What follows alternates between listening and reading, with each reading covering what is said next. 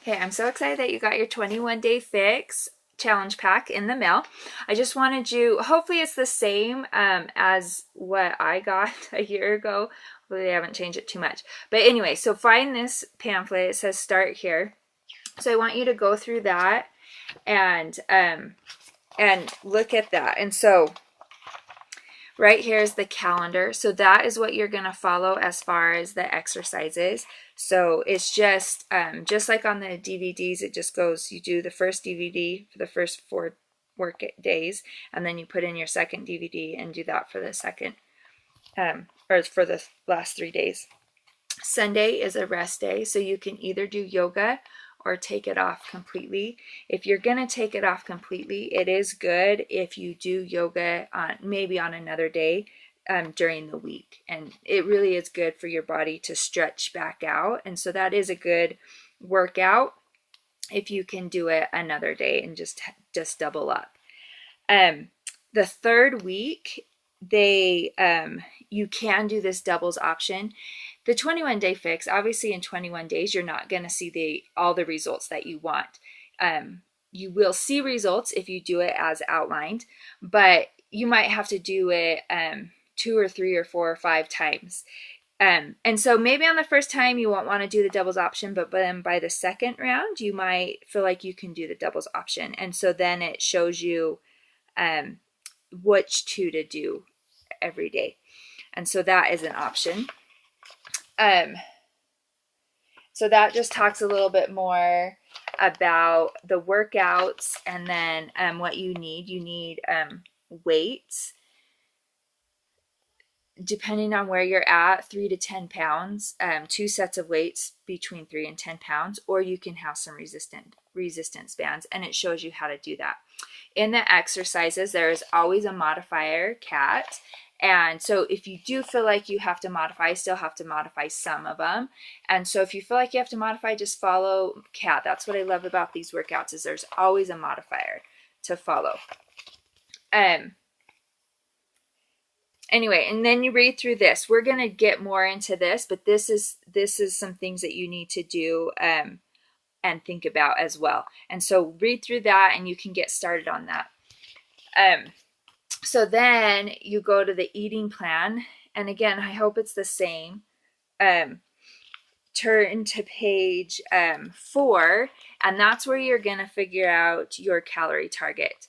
And so you just do the equation, and then it comes out with the calories. And then you turn, I don't know why these aren't right next to each other, and maybe they have changed that. Then you turn to 19, and then it gives you the table where you find your calorie target, and then it tells you how many containers to have every day. And so we're gonna, so then what you can start doing is planning meal plans around that.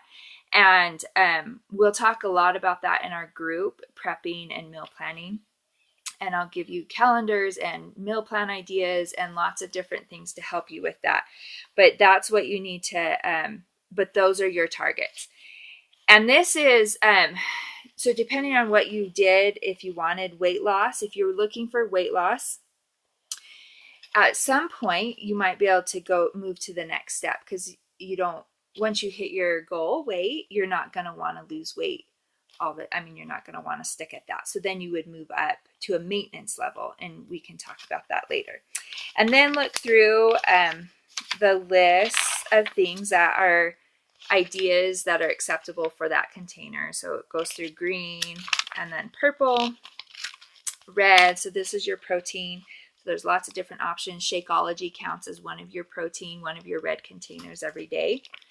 And then yellow, so carbs. And you'll find that some things that you might consider protein are actually counted as a carb because it just has a higher carb intake. When they talk about protein, they really want it to be protein,